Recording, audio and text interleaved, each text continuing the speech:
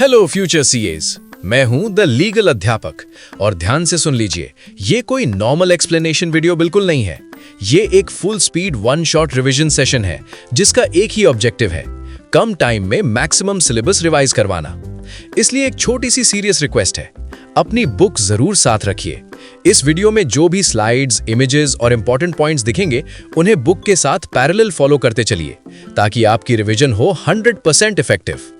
अगर आप फोकस्ड रहेंगे और बुक के साथ एक्टिवली फॉलो करेंगे तो मैं गारंटी देता हूं ये सेशन आपके एग्जाम के लिए गेम चेंजर बन सकता है। तो बिना टाइम वेस्ट किए let's begin today's full speed law revision with the legal Adhyapak. आज हम कवर करने जा रहे हैं sale of goods act 1930 unit 1 contract of sale. सबसे पहले बेसिक डेफिनेशंस क्लियर कर लेते हैं, क्योंकि फाउंडेशन स्ट्रांग होगा तभी पूरा चैप्टर क्रिस्टल क्लियर होगा। बायर कौन होता है? बायर वो पर्सन है जो गुड्स खरीदता है या खरीदने का एग्रीमेंट करता है। सेलर वो है जो गुड्स बेचता है या बेचने का एग्रीमेंट करता है। सिंपल एग्जांपल लेते हैं। एल्विश ने मैक्स टर्न को अपनी गेमिंग चेयर बेचने का कॉन्ट्रैक्ट किया। यहाँ एल्विश सेलर है और मैक्स टर्न बायर है। अगर सिर्फ प्रॉमिस हुआ है फ्यूचर में बेचने का, तब भी एल्विश सेलर और मैक्स टर्न बायर ही रहेंगे। अब गुड्स क्या होते हैं?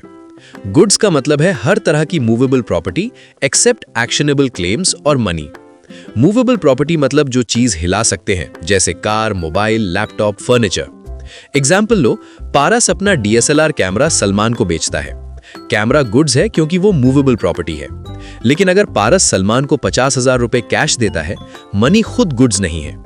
एक्शनेबल क्लेम जैसे किसी से लोन रिकवर करना, वो भी गुड्स नहीं है। अब गुड्स के टाइप्स समझते हैं। सबसे पहले एग्जिस्टिंग गुड्स। ये वो गुड्स होते हैं जो कॉन्ट्रैक्ट के टाइम ऑलरेडी एग्जिस्टेंस में होते हैं। जैसे सलमान ने अभिषेक को अपनी ऑलरेडी ओन्ड बाइक बेच दी। बाइक एग्जिस्टिंग गुड्स है। एग्जिस्टिंग गुड्स 3 टाइप्स के हो सकते हैं। स्पेसिफिक गुड्स, जो गुड्स कॉन्ट्रैक्ट के टाइम क्लियरली आइडेंटिफाई हो गए हों। एग्जाम्पल, कपिल ने सुनील को अपनी red royal Enfield number CG04AB1234 बेच दी। ये स्पेसिफिक गुड्स है क्योंकि एग्जैक्ट बाइक आइडेंटिफाई हो चुकी है।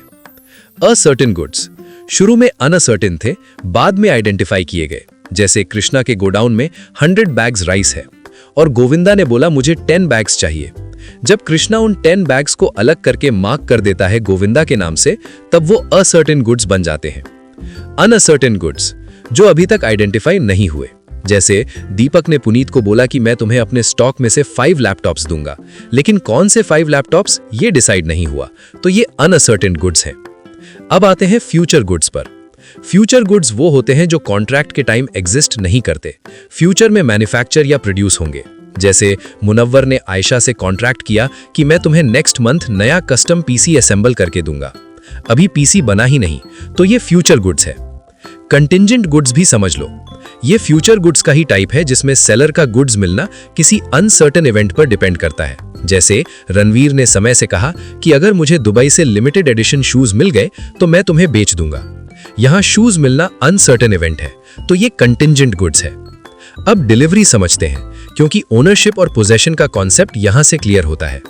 डिलीवरी का मतलब है voluntary transfer of possession from one person to another. Actual delivery सबसे सिंपल है। जैसे ध्रुव ने एल्विश को अपना PS5 फिजिकली हाथ में दे दिया, ये एक्चुअल डिलीवरी है। कंस्ट्रक्टिव डिलीवरी तब होती है जब गुड्स फिजिकली मूव नहीं होते, लेकिन पोजेशन का कंट्रोल ट्रांसफर हो जाता है। जैसे डॉली का फर्नीचर मनोज के वेयरहाउस में रखा है। डॉली वेयरहाउस ओनर को बोल देती है कि अब ये फर्नीचर मनोज का है और मनोज को एक्नॉलेज कर दिया जाता है। यहाँ गुड्स वहीं पर है, पर कंट्रोल मनोज को मिल गया। ये कंस्ट्रक्टिव डिलीवरी है। अब समझते हैं document of title of goods section 2(4). एक ऐसा डॉक्यूमेंट होता है जो गुड्स के पोजेशन या कंट्रोल का प्रूफ देता है। मतलब जिसके पास ये डॉक्यूमेंट होता है वो गुड्स रिसीव या ट्रांसफर कर सकता है। डॉक्यूमेंट तब डॉक्यूमेंट ऑफ टाइटल माना जाता है जब उसमें अनकंडीशनल अंडरटेकिंग हो कि गुड्स डॉक्यूमेंट के होल्डर को डिलीवर किए जाएंगे। एग्जाम्पल समझो, मान लो एल्विश ने मैक्सटर्न को राइस बेचा और गुड्स शिप से भेजे गए। शिपिंग कंपनी एल्विश को बिल ऑफ लेडिंग देती है। अगर एल्विश ये डॉक्यूमेंट मैक्सटर्न को दे देता है तो मैक्सटर्न पोर्ट पर जाके गुड्स रिसीव कर सकता है। यानी डॉक्यूमेंट का ट्रांसफर ही गुड्स का कंट्रोल ट्रांसफर कर देता है। एक फनी एग्जांपल ले लो। मान लो तमन्ना भाटिया ने कन्हैया सर को वैलेंटाइंस गिफ्ट खरीदकर ट्रेन से भेजा और रेलवे डिपार्टमेंट ने रेलवे रिसीट दे दी। अब अगर तमन्ना वो रेलवे रिसीट कन्हैया सर को दे देती हैं, तो कन्हैया सर रेलवे स्टेशन जाकर गिफ्ट रिसीव कर सकते हैं। यानी रेलवे रिसीट ही गुड्स का कंट्रोल रिप्रेजेंट कर रही है।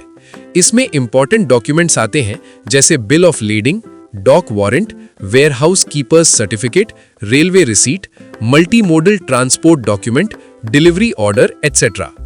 अब एक इंपॉर्टेंट डिफरेंस समझो, document of title versus document showing title. Document showing title सिर्फ ओनरशिप प्रूफ करता है, लेकिन डॉक्यूमेंट को ट्रांसफर करने से गुड्स का ओनरशिप ट्रांसफर नहीं होता। एग्जाम्पल, इनवॉइस सिर्फ ओनरशिप शो करता है, लेकिन डॉक्यूमेंट ऑफ टाइटल में डॉक्यूमेंट को एंडोर्स या डिलीवर करने से गुड्स का पोजेशन या कंट्रोल ट्रांसफर हो सकता है। इसलिए एक लाइन याद रखो, डॉक्यूमेंट शोइंग टाइटल सिर्फ ownership proof, document of title goods का कंट्रोल ट्रांसफर कर सकता है।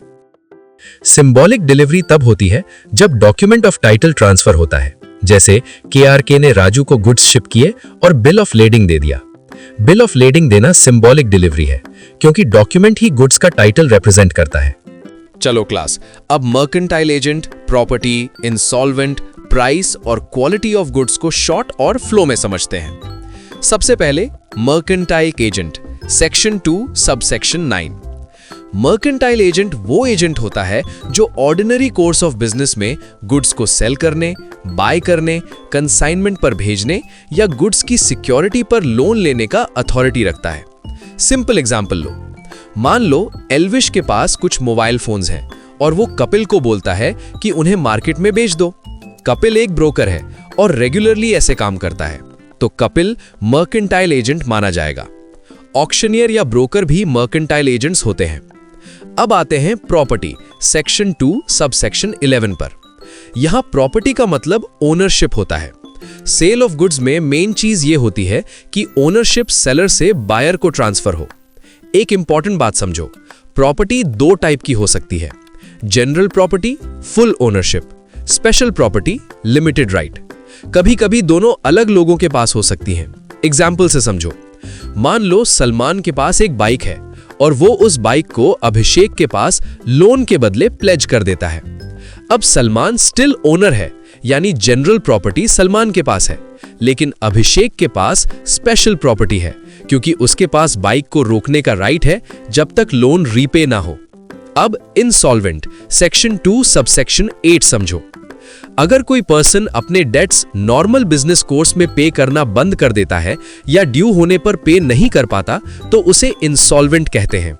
एग्जाम्पल, मान लो दीपक ने पुनीत से 5 लाख रुपए का माल खरीदा, लेकिन ड्यू डेट पर पैसे देने की कैपेसिटी ही नहीं है, तो दीपक इंसॉल्वेंट माना जाएगा।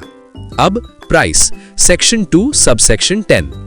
प्राइस का मतलब होता है money consideration for sale of goods, यानी गुड्स के बदले पैसे देना जरूरी है। एग्जाम्पल, अगर रणवीर ने समय को 20,000 रुपीज में हेडफोन्स बेचे, तो 20,000 रुपीज उस गुड्स का प्राइस है।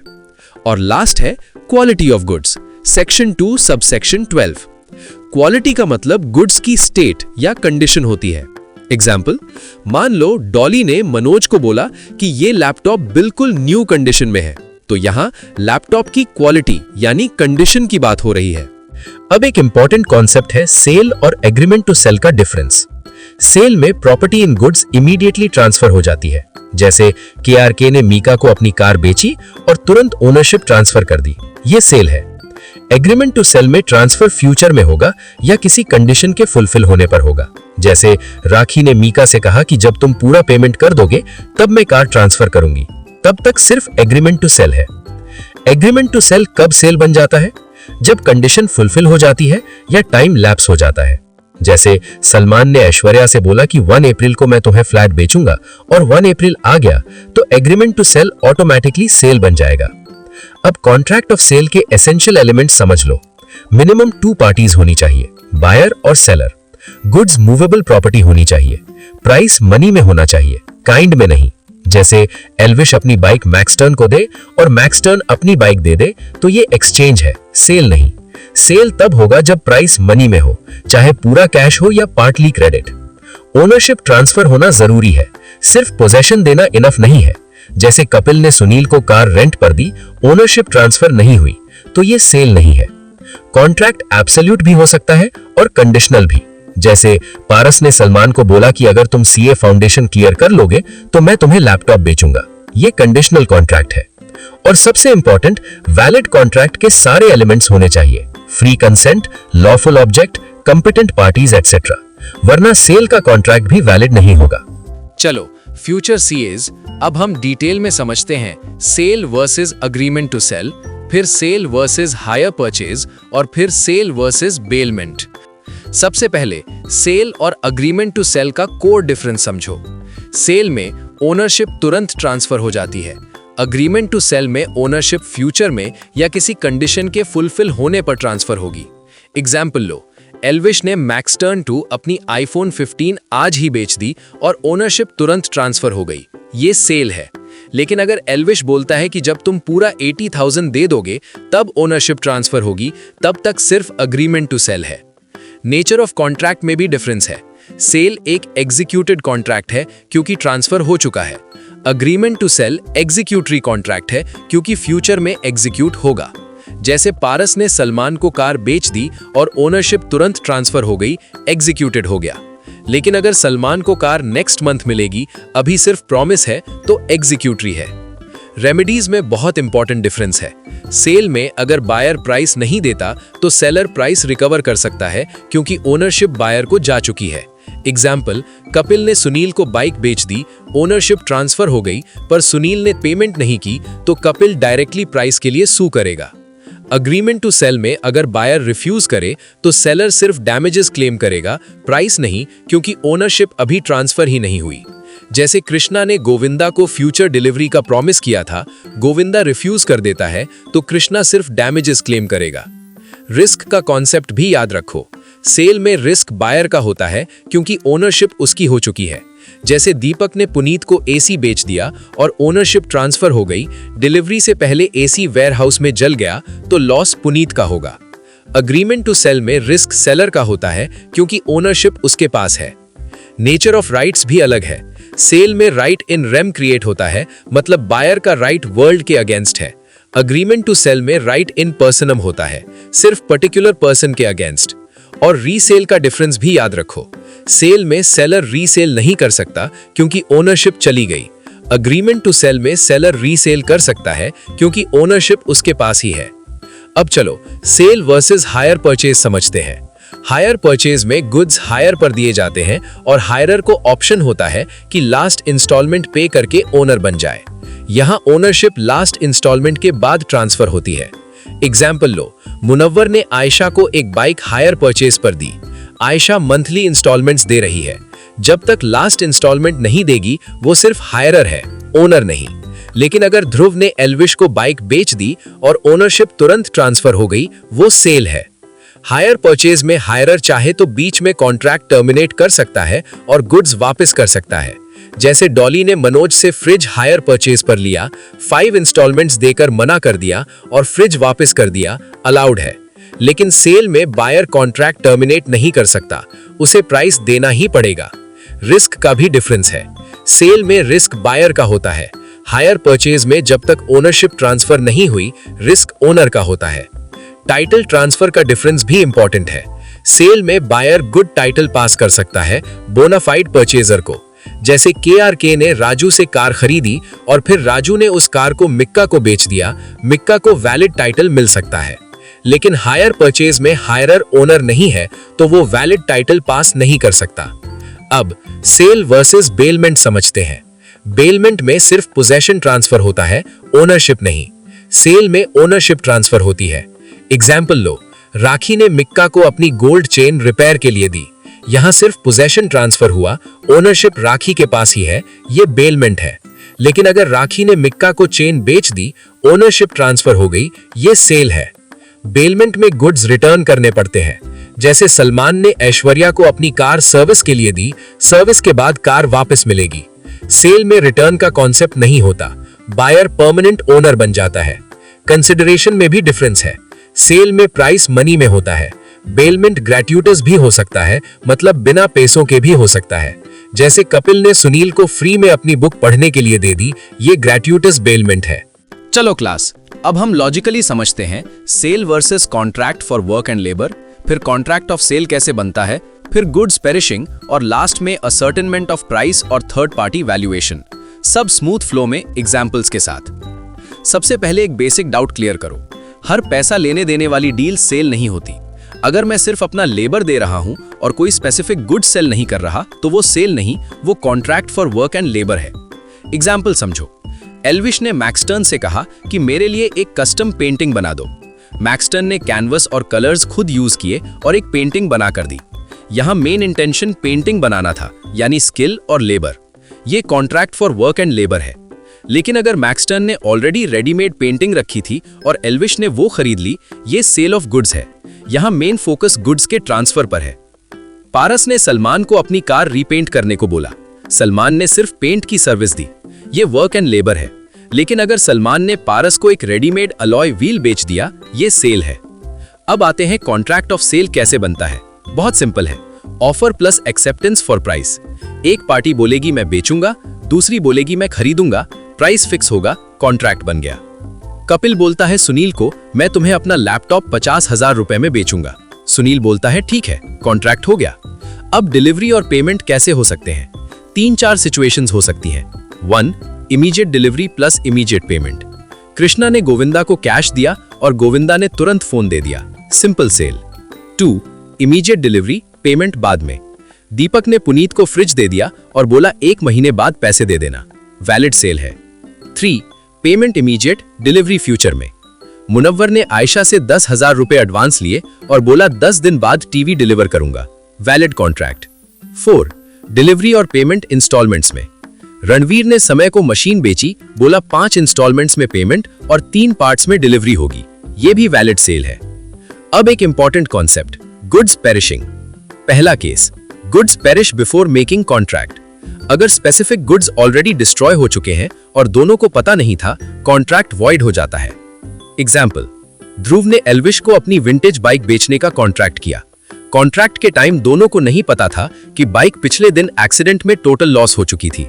कॉन्ट्रैक्ट वॉइड, क्योंकि सब्जेक्ट मैटर एग्जिस्ट ही नहीं करता। Second case, goods perish after agreement to sell but before sale and before risk passes. Example, Dolly ने मनोज को स्पेसिफिक एसी बेचने का अग्रीमेंट किया। डिलीवरी 1 वीक बाद होनी थी। डिलीवरी से पहले बिना किसी फॉल्ट के वेयरहाउस में आग लग गई और एसी जल गया। रिस्क अभी बायर को पास नहीं हुआ था, तो अग्रीमेंट अवॉइड हो जाएगा। अब आते हैं प्राइस कैसे डिसाइड होता है। Ascertainment of price. प्राइस 3 तरह से फिक्स हो सकता है। 1. डायरेक्ट कॉन्ट्रैक्ट में फिक्स हो। केआरके ने राजू को बोला कार 5 लाख रुपए में बेचूंगा, क्लियर। 2. कॉन्ट्रैक्ट में बोला हो कि वैल्यूअर फिक्स करेगा। राखी ने मिक्का से कहा कि पेंटिंग का प्राइस एक्सपर्ट डिसाइड करेगा। 3. कोर्स ऑफ डीलिंग से डिसाइड हो। सलमान और ऐश्वर्या रेगुलरली 1 किलोग्राम गोल्ड का प्राइस मार्केट रेट पर डिसाइड करते हैं। हर बार सेपरेट नेगोशिएशन नहीं होती, पास्ट प्रैक्टिस फॉलो होती है। अब आते हैं determination of price by third party. अगर कॉन्ट्रैक्ट में लिखा है कि प्राइस थर्ड पार्टी फिक्स करेगा और वो थर्ड पार्टी प्राइस फिक्स ही नहीं करता, तो अग्रीमेंट वॉइड हो जाता है। एग्जाम्पल, एल्विश और मैक्सटर्न ने डिसाइड किया कि उनके बीच पेंटिंग का प्राइस एक फेमस आर्ट एक्सपर्ट फिक्स करेगा। एक्सपर्ट ने रिफ्यूज कर दिया, अग्रीमेंट वॉइड। लेकिन अगर थर्ड पार्टी प्राइस फिक्स करने से इसलिए रुक गया क्योंकि पारस ने सलमान को एक्सपर्ट से मिलने ही नहीं दिया या डॉक्यूमेंट्स नहीं दिए, तो पारस फॉल्ट में होगा और सलमान डैमेजेस क्लेम करेगा। और एक इंपॉर्टेंट पॉइंट, अगर बायर ने गुड्स ले लिए और उसे यूज कर लिए, तो उसे रीजनेबल प्राइस देना ही पड़ेगा, चाहे थर्ड पार्टी ने प्राइस फिक्स ना किया हो। एग्जाम्पल, कपिल और सुनील ने डिसाइड किया कि मशीन का प्राइस वैल्यूअर फिक्स करेगा। वैल्यूअर ने डिले कर दिया, लेकिन सुनील मशीन यूज कर चुका है अपनी फैक्ट्री में, तो सुनील को रीजनेबल प्राइस पे करना पड़ेगा। तो ओवरऑल याद रखो, सेल में मेन फोकस ओनरशिप ट्रांसफर पर है, वर्क एंड लेबर में फोकस स्किल या सर्विस पर है। प्राइस फिक्स होना जरूरी है, पर वो फिक्स्ड अमाउंट होना जरूरी नहीं, फिक्स होने का मेथड क्लियर होना चाहिए। और अगर सब्जेक्ट मैटर ही डिस्ट्रॉय हो जाए बिना फॉल्ट के, तो कॉन्ट्रैक्ट ऑटोमेटिकली इंपैक्ट होता है। दोस्तों, और यहाँ unit 1 formation of contract of sale का खत्म। Bye bye, tata, goodbye, गया। अगर इस यूनिट के मस्त एग्जाम रेडी शॉर्ट नोट्स चाहिए तो नीचे कमेंट करो, गुड्स बेच दो। और हाँ, हम ऐसी ही ढेर सारी सिंपल, फनी और स्कोरिंग लॉ वीडियोस बनाते रहते हैं, तो सब्सक्राइब करो, वरना एग्जाम में 39 मार्क्स पे अटक जाओगे। मिलते हैं नेक्स्ट वीडियो में।